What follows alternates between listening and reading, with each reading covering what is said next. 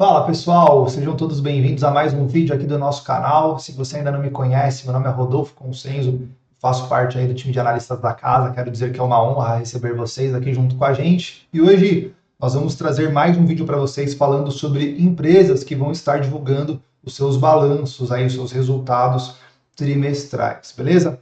E a que eu quero trazer para vocês são as duas voltadas à parte do setor de petróleo, que é a ExxonMobil e a Chevron, duas grandes empresas, eu diria que as maiores aí do mercado em que elas estão atuando. Primeiro, nós temos aí a ExxonMobil, a Chevron, com as suas receitas projetadas de 78,31 bilhões de dólares e o seu lucro por ação de 2,21 dólares por ação, beleza? E nós também, por outro lado, temos a Chevron, com a sua receita projetada de 47,19 bilhões de dólares e o seu lucro por ação de 2,96 por ação. Bem interessante é o resultado das duas empresas. Só que nós temos que lembrar de uma coisa. As duas empresas, elas estão atreladas a uma commodity. Pois é. E nós temos o ciclo das commodities, o que pode influenciar a movimentação de preço para as commodities. Por exemplo, eu estou aqui com o gráfico da Chevron aberto na minha tela. Vocês percebem, vamos pegar aqui nesse período, está no gráfico semanal, tá? Vocês percebem que o mercado ele vem apresentando aí uma movimentação de alta, depois ele entra num novo ciclo de baixa, depois uma nova alta, um novo ciclo de baixa, alta, baixa. Então existem ciclos em que as commodities elas vêm se perpetuando, ok? Muitas pessoas, inclusive, não gostam de estar trabalhando com empresas atreladas às commodities. Nesse caso aqui é uma empresa atrelada a commodity petróleo, mas existem mineradoras também, empresas atreladas ao ouro, empresas atreladas ao minério de ferro, enfim. Mas existe essa volatilidade em que o mercado vem apresentando, principalmente com as empresas de commodities, por elas serem cíclicas. E, obviamente, né, o preço das commodities tendem a impactar diretamente no preço das ações que estão atreladas às commodities. Imagina aí, por exemplo,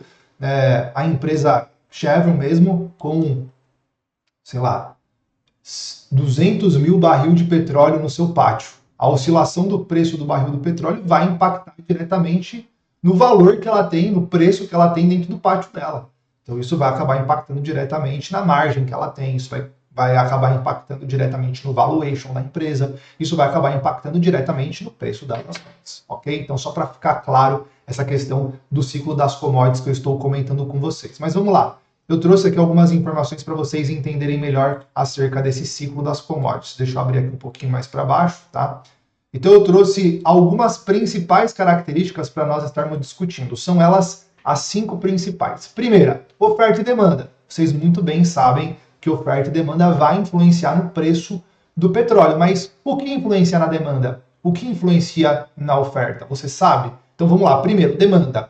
Quando a economia global está crescendo, a demanda por petróleo geralmente aumenta, pois é um componente crucial para muitas indústrias e transportes. Vamos explicar isso daqui, essa frase aqui um pouco melhor. Pensa no seguinte, para o leite chegar até a prateleira do mercado, como que funciona? Existe todo um processo, certo? Para o feijão chegar até a prateleira da sua casa, qual que é o processo? Como que funciona? Então, primeiro, tem a fase da colheita, depois da colheita tem a separação vai ensacar o feijão, depois que ensacou o feijão, vai ser enviado para a distribuidora, da distribuidora vai para os mercados, dos mercados o cliente vai buscar. Então, nesse processo, olha a cadeia, o ciclo do processo, certo? Claro que vai gerar o uso de combustível, seja nas máquinas, seja no meio do transporte. Para você sair da sua casa e ir até o mercado para comprar um saco de feijão, você vai gastar gasolina. Entendeu? A gasolina, teoricamente falando, ela está atrelada à commodity petróleo. Para o caminhão transportar da distribuidora até o supermercado onde você vai fazer a sua compra, né? O caminhão ele queima diesel. Você entende? Então tá tudo amarrado, tá tudo atrelado. Quanto maior o consumo de bens e serviços, maior também vai ser a demanda por petróleo. É isso que esse parágrafo está querendo dizer, tá? Em períodos de recessão econômica ou diminuição de atividade industrial, a demanda por petróleo pode diminuir, levando a uma queda nos preços, que não é o que está acontecendo nos dias de hoje. A gente percebe principalmente na economia dos Estados Unidos que os dados de payroll, por exemplo, né, mostra ainda um mercado a pleno emprego, um mercado ainda muito forte. E isso, por enquanto, tende a ser mantido, não tende a mudar. Então, a demanda aí por petróleo tende a ser maior, tá? Vamos falar um pouquinho agora da oferta. Fatores como conflitos geopolíticos, desastres naturais ou decisões de grandes produtores de petróleo de reduzir a produção pode restringir a oferta do petróleo no mercado, levando a uma alta nos preços. Senhoras e senhores, o que nós estamos vendo particularmente sobre o preço do petróleo? Conflitos geopolíticos. Está acontecendo ultimamente? Sim. E não são poucos conflitos, são vários conflitos, principalmente de países que dependem aí do petróleo ou dos seus derivados para não congelar. Por exemplo, parte da Europa sem o gás natural, sem o petróleo, ia ser um pouco complicado, né? Parte da Europa congelaria sem o petróleo, certo? O que está acontecendo ali na região do Oriente Médio também, os conflitos em Israel, Gaza, agora o Irã está se envolvendo, então conflitos geopolíticos podem impactar no preço do petróleo? Sim, pode fazer com que levando uma alta nos preços do petróleo, entende? Então são todos os fatores que tendem a corroborar para essa movimentação de alta do petróleo, ok? Expectativa de escassez. Se há preocupações de que a oferta futura do petróleo possa ser limitada, ou seja, se há uma expectativa por parte dos investidores em que a OPEP, por exemplo, vai reduzir a produção de petróleo, nesse caso aqui um exemplo, tá? Os investidores podem comprar futuros de petróleo como uma forma de hedge contra possíveis aumentos nos preços futuros. Só para vocês entenderem, pensa numa empresa que ela depende do petróleo para trabalhar, certo? Vamos imaginar aqui, ó, uma empresa brasileira que ela depende do petróleo para conseguir trabalhar, para conseguir alimentar os seus maquinários, por exemplo, certo? Legal. Essa empresa, ela acredita que o preço do petróleo pode subir muito. Se o preço do petróleo subir, o que vai acontecer naturalmente? Ela vai precisar gastar mais para comprar petróleo, para produzir a mesma coisa que ela produz hoje. Você entende? O que ela pode fazer então? Ela pode ir no mercado futuro e comprar petróleo futuro, acreditando numa movimentação de alta. Isso é uma forma de hedge. Hedge significa proteção. Ela está se protegendo contra a oscilação de preço do petróleo, certo? Fatores macroeconômicos. A política monetária, taxa de juros e o valor do dólar americano também podem influenciar o preço do petróleo, pois afetam o poder de compra e a demanda global, ok? Se o valor do dólar americano cair em relação a outras moedas, o petróleo pode se tornar mais barato. É o que está acontecendo ultimamente, senhoras e senhores. Depois dá uma olhadinha no gráfico do índice dólar, DXY, aqui na plataforma da XStation, vocês conseguem encontrar com o código USDDX. Dá uma olhadinha na movimentação do preço para vocês verem. Movimentação forte de alta. O petróleo está vindo buscar as regiões de máximas ali por volta dos 106, certo? Então não é o que está acontecendo. O dólar americano, ele não está caindo, pelo contrário, ele está subindo, certo? O que pode estimular a demanda do preço. Beleza, então aqui que se aplica a política monetária, taxa de juros e o valor do dólar americano. O que está acontecendo lá nos Estados Unidos? Taxa de juros alta. Provavelmente a taxa de juros vai permanecer alta para conseguir controlar a inflação. Estavam especulando sobre alguns cortes de taxa de juros, mas isso já está caindo por terra. Então, provavelmente, a taxa de juros vai permanecer alta. O dólar americano, por sua vez, vai acabar se valorizando, porque, afinal, taxa de juros alta vale a pena investir, então, na parte de renda fixa nos Estados Unidos. Os investidores precisam comprar dólar para investir em renda fixa nos Estados Unidos. Então, esses são dois fatores macroeconômicos que tendem a trazer alta para o petróleo. Estoques elevados. Se os estoques de petróleo estiverem elevados devido à produção excessiva ou à queda na demanda, isso pode levar a uma pressão de baixa nos preços, que também não é o que está acontecendo nos dados que nós estamos vendo nos últimos períodos. Ou seja, senhoras e senhores, todas as informações que nós estamos vendo, esses 5 principais tópicos que eu separei para vocês, eles estão corroborando para nos próximos momentos o petróleo entrar em um ciclo de alta. uma movimentação de alta. E as empresas que estão atreladas ao petróleo tendem a se beneficiar também dessa movimentação de alta, igual eu expliquei para vocês anteriormente, né? Vamos pensar da seguinte forma, deixa eu puxar para cá essa informação. Então pensa que o mercado é como se fosse um ciclo. Nós temos as commodities, tá? Ó, as commodities, e as commodities, por sua vez, elas impactam diretamente no preço das ações, das stocks, certo? E automaticamente as stocks, o preço das ações impactam diretamente nos índices. Agora vamos explicar isso daqui para vocês de forma mais detalhada.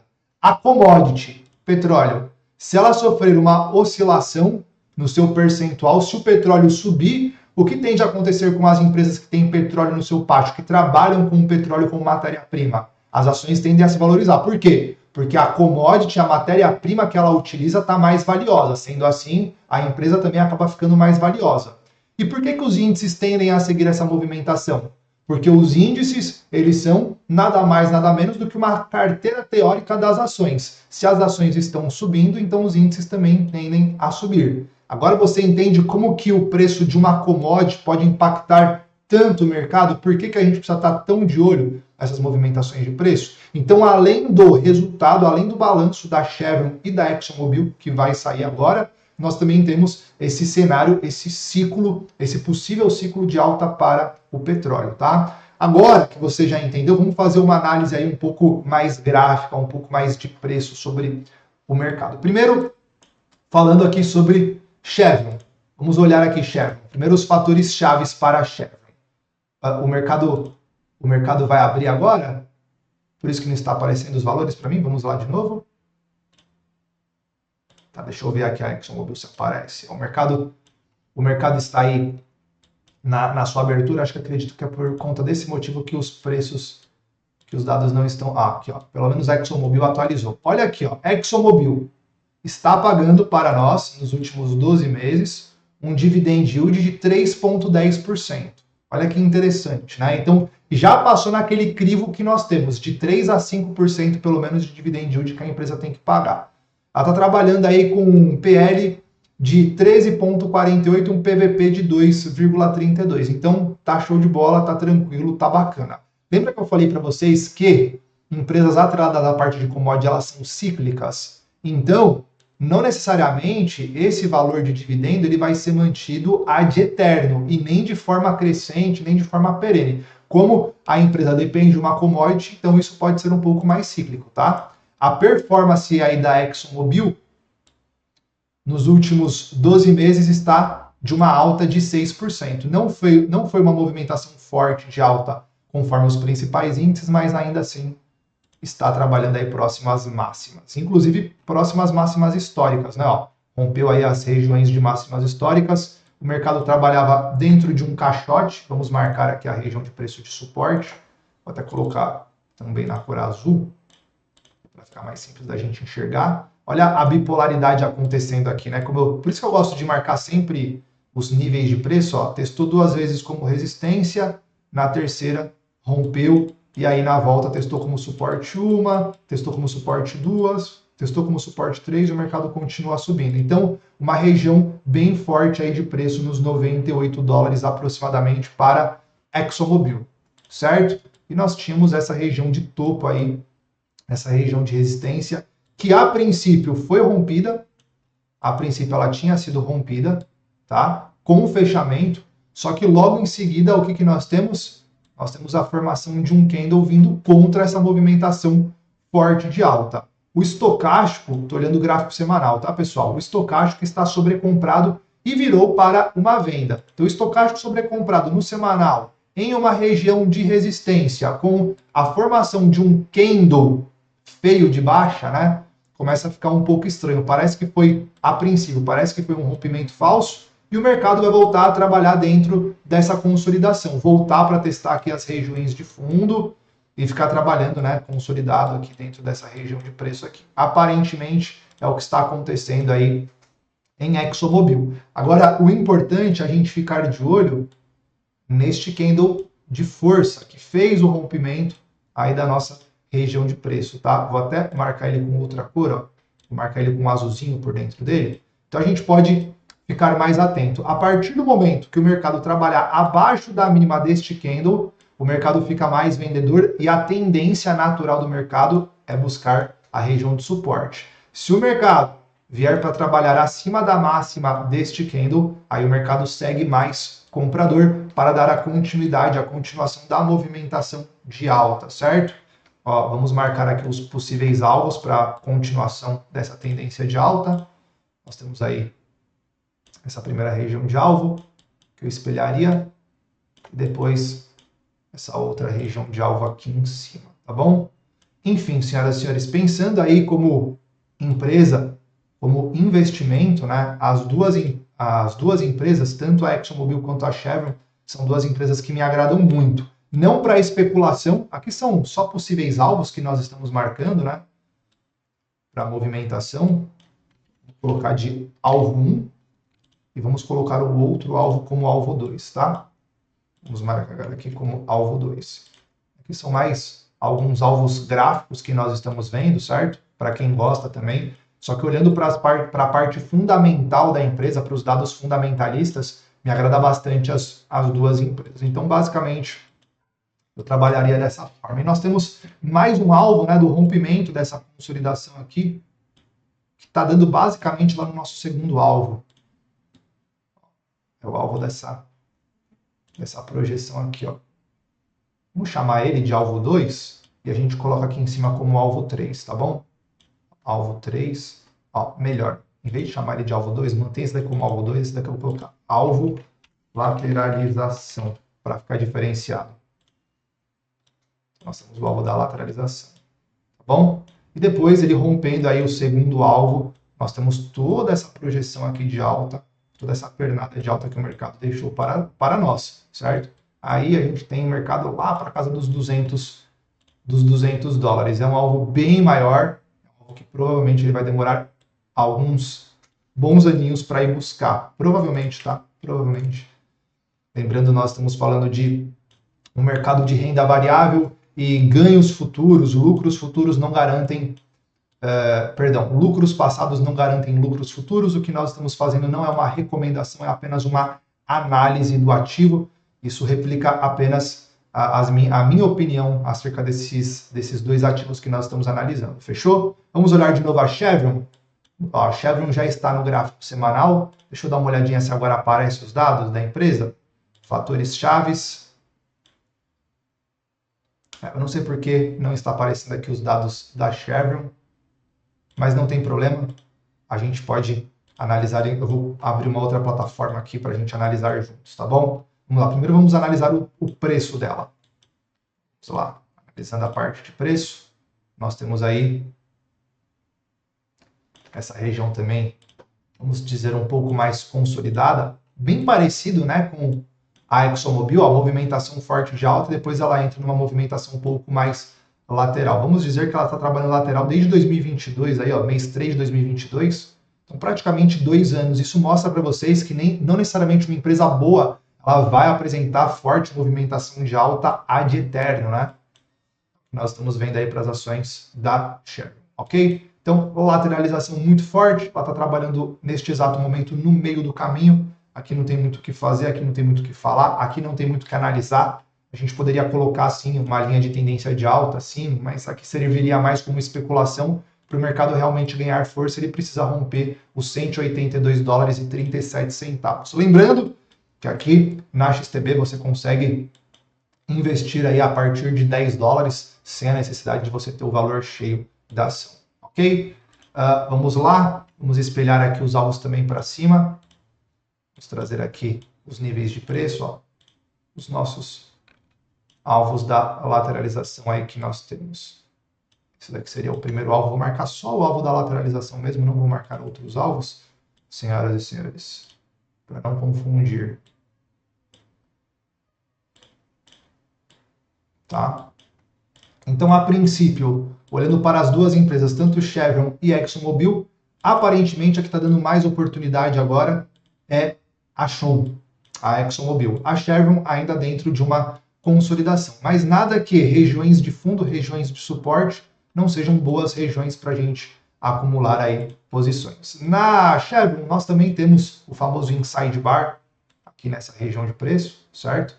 Eu só não vou marcar os alvos do Inside Bar igual eu marquei aqui na Shon, porque ele não está nas regiões de topo, nas regiões de máximo. Então aqui seria meramente especulação mesmo. E como não é o nosso objetivo especular nesse ativo, o nosso objetivo é investir, então vamos ficar somente nessas condições, nessas análises, tá? Eu vou, inclusive, comentar aqui com vocês algumas informações